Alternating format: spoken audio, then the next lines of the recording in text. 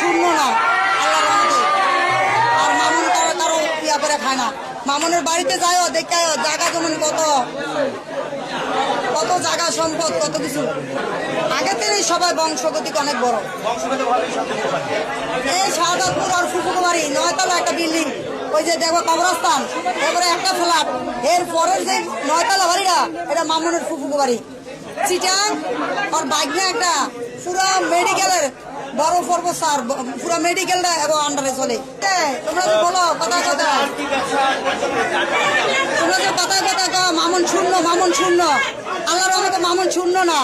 মামুনের মাথার উপর আছে তাজ, আছে মা বাবার দোয়া, আছে মানুষের জনগণের দোয়া।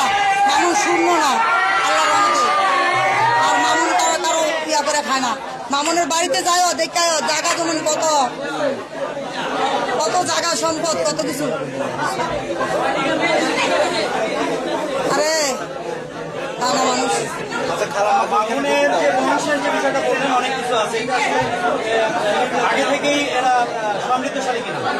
আগে থেকেই সবাই বংশগতিক অনেক বড়।